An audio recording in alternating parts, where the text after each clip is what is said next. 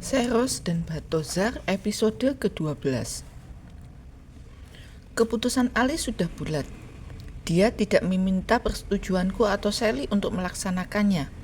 Beberapa menit sebelum matahari tenggelam, saat si kembar muncul di dekat kami, hendak mengingatkan menyuruh kami segera masuk bangunan setengah bola, Ali bicara lebih dulu.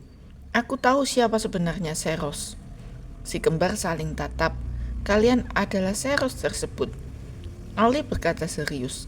Sejenak hening melingkupi kami. Ya, itu akurat sekali. Ngelang geram, akhirnya bicara. Kami minta maaf, tidak bilang sejak pertama kali, karena kami tidak mau kalian terganggu dengan fakta itu. Kami tidak mau kalian merasa tidak nyaman tinggal di ruangan ini bersama kami saat siang tiba. Selain itu, aku tahu kamu juga sudah bisa menyimpulkan hal tersebut sejak awal, jadi tidak perlu disampaikan. Kami tidak mau membahasnya, itu bukan topik percakapan yang menyenangkan. Tapi aku tahu benda apa yang dicuri dari Borobudur 2000 tahun lalu. Ali langsung masuk ke topik paling penting. Aku hendak mencegah tapi sia-sia. Aku tahu tabiat keras kepala Ali, jadi percuma saja. Apa maksudmu? Ngelang menatap menyelidik, matanya membulat. Ali melepas dua sarung tangannya. Dalam gerakan dramatis, saat sarung tangan itu dilepas, wujud sarung tangan itu langsung terlihat, terbuat dari kulit yang sangat elok, dengan motif rumit tak terbayangkan. Cahaya matahari senja membuatnya berpendar-pendar. Astaga, Ngelanggeran refleks melangkah mundur. Sarung tangan pengendali, saudara kembarnya berseru tertahan. Ini milik kalian, ambillah. Ali mengulurkan sarung tangan itu. Ali adalah Ali, dia tidak pernah membutuhkan pengantar, pembukaan, apalagi penjelasan. Jika dia telah memutuskan, dia akan melakukannya langsung, segera. Tapi hei, bagaimana kamu memilikinya? Ngelang menatap setengah tidak percaya sambil menerima sarung tangan itu. Ini sangat mengejutkan, kami tidak tahu kalian membawa benda pengendali ini. Dan Ali, kamu mengenakannya. Sepanjang hari, sejak tiba di sini, kami tidak melihatnya di tanganmu. Itu berarti Ngelanggeran terdiam menatap Ali lamat-lamat. Kamu penduduk klan Aldebaran, apakah itu mungkin? Ali menggeleng. Orang tuaku tinggal di klan bumi, mereka penduduk biasa.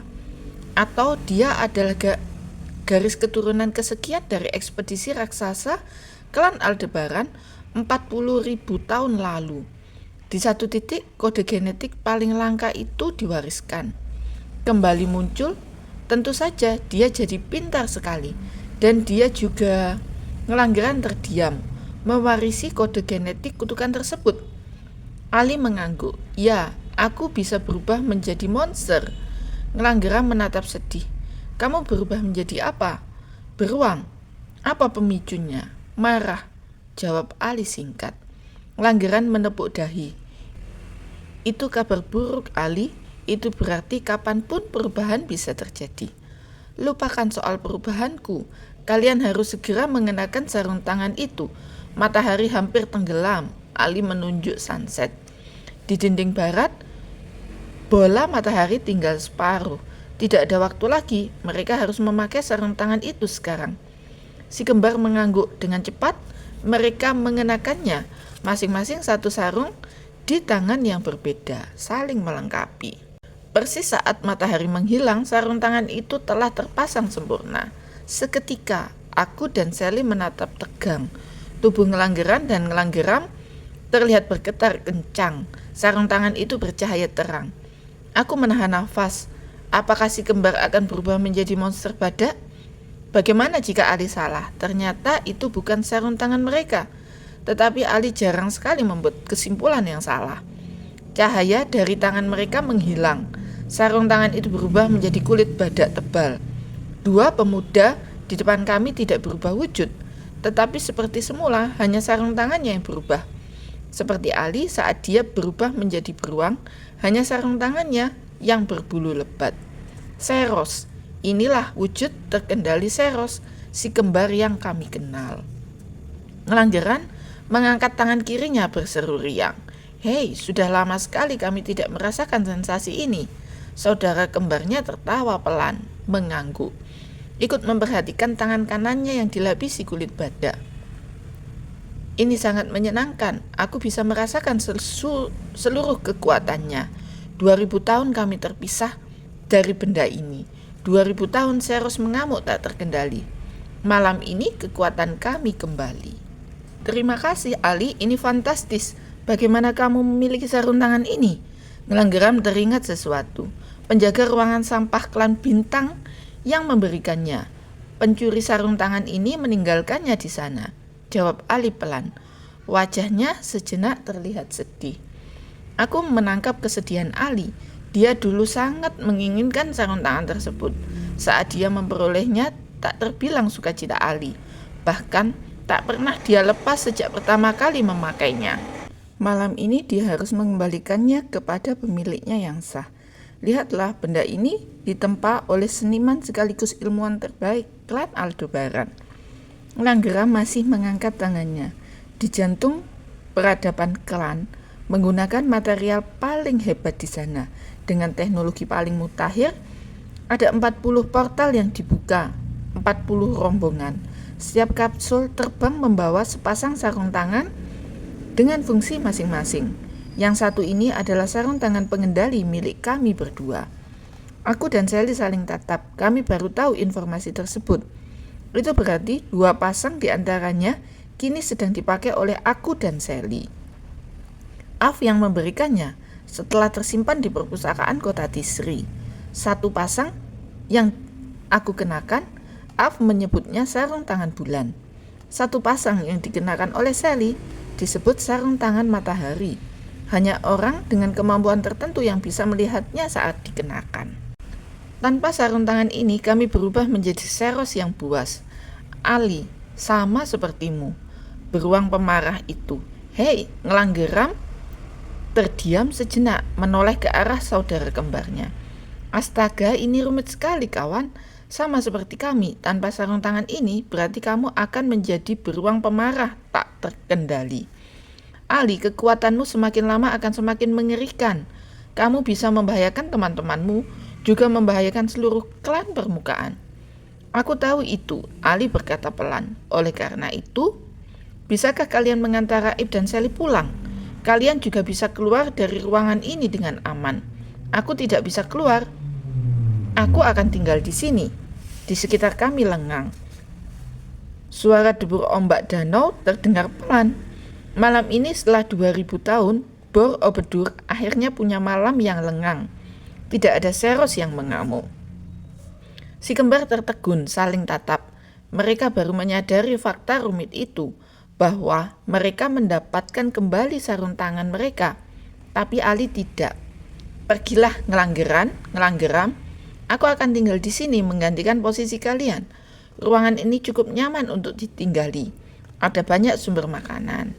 Si kembar tidak segera menjawab, tapi setelah mengembuskan nafas berat, Ngelanggeran berkata, Baik Ali, jika itu keputusanmu, kami akan mengantar Raib dan Sally ke mulut lorong. Ili, tolong bawa mereka. Ali memanggil kapsul perak. Ili mendesing mendekati kami, membuka pintunya. Aku dan Sally saling tatap. Saatnya pulang, Ra, Sally. Ali tersenyum. Sally menggeleng kuat-kuat. Dia tidak mau pulang tanpa Ali. Aku meremas jemariku. Raib, Sally sangat tidak bijak jika kalian tidak pulang sekarang. Ili berbicara. Aku menggeleng. Tidak ada yang boleh pulang tanpa Ali. Seluruh petinggi 3 klan akan cemas mencari kalian. Raib, Sally, ayo kalian segera naik. Ili bicara lagi. Ayo Ra, Sally, kita tidak perlu bertengkar karena itu. Jangan cemaskan aku, kalian tahu aku super jenius. Aku akan memikirkan cara mengendalikan perubahanku. Itu PR seumur hidupku, PR yang sangat menyebalkan. Ali tertawa pelan. Tidak bisakah klan Aldebaran mengirimkan sarung tangan yang baru? Sally berseru, menoleh kepada si kembar memohon. Ngelanggeran diam sejenak. Itu bisa jadi jalan keluar yang baik, tapi benda ini tidak bisa dibuat sembarangan. Butuh setidaknya 1 tahun untuk menempa satu sarung tangan. Siklus waktu di klan Aldebaran 1000 kali lebih lama dibanding klan Bumi. Itu berarti butuh 1000 tahun. Menurut klan Bumi, baru sarung tangan itu jadi. Tidak apa, aku bisa menunggu selama 1000 tahun, Ali tersenyum. Ali, aku membentaknya, itu tidak lucu. Dan lebih rumit lagi, kami harus pulang ke klan Aldebaran untuk mengambil sarung tangan baru. Membuka portal menuju klan Aldebaran bukan perkara mudah. Aku dan Langgera membutuhkan setidaknya 5 dari anggota rombongan asli ekspedisi dulu untuk membuatnya dengan menggabungkan kekuatan dan teknik dunia paralel.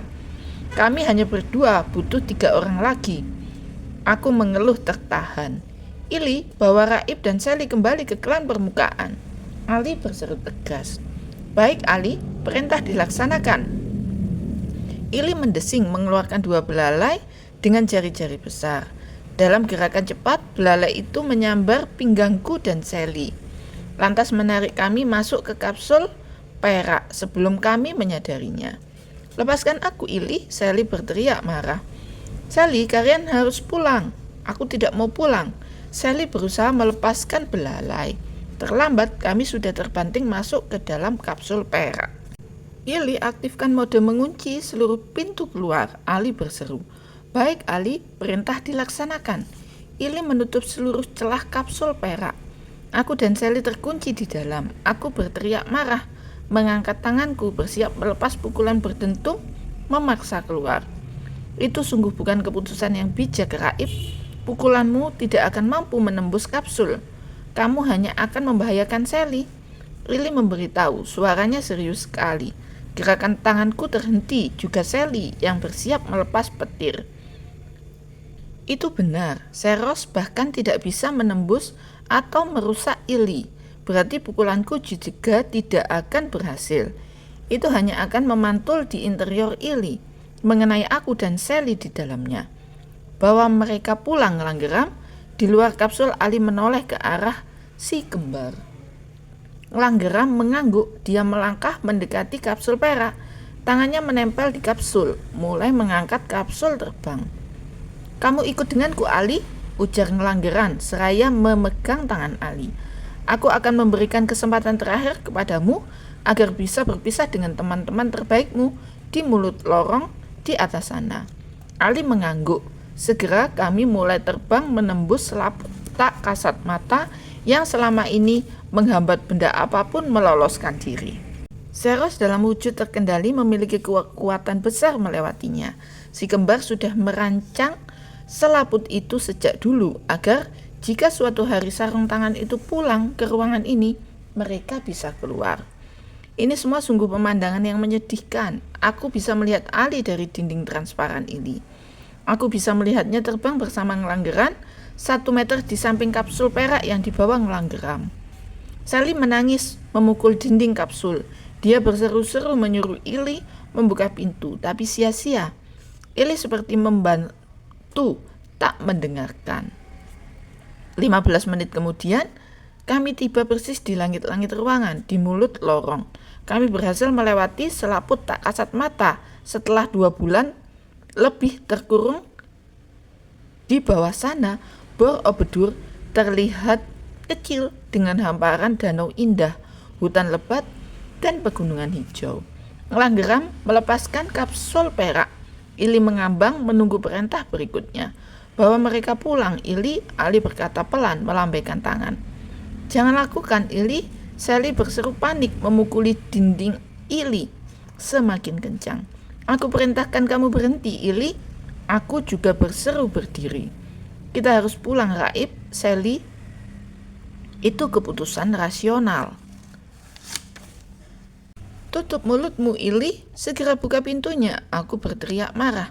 Tapi Ili jelas tidak menuruti perintahku. Dia memiliki penilaian tersendiri atas situasi apapun. Dan penilaiannya adalah yang terbaik. Membawa aku dan Sally pulang meninggalkan Ali adalah keputusan terbaik tersebut. Aku mohon Ili, jangan lakukan. Aku mohon. Sally bersimpuh. Aku minta maaf Sally. Ili mendesing tidak peduli. Mulai bergerak meninggalkan ruangan. Aku meremas jemariku semakin keras. Bagaimana mungkin? Setelah semua petualangan kami di dunia paralel, setelah semua itu, persahabatan kami berakhir di sini. Ali mengorbankan dirinya terkurung di sini agar kami bisa pulang. Ali yang pandai bermain tebak-tebakan di klan matahari saat kompetisi mencari bunga matahari pertama mekar. Kami yang menaiki harimau putih. Ali yang membuatkanku mie rebus pedas. Ali yang selalu menghibur Sally jika Sally bersedih hati atau patah semangat. Ali yang menaklukkan permainan lelucon di klan bintang. Ali yang jahil. Ali yang pandai bermain basket. Ali yang memata-mataiku di rumah karena ingin tahu kekuatanku.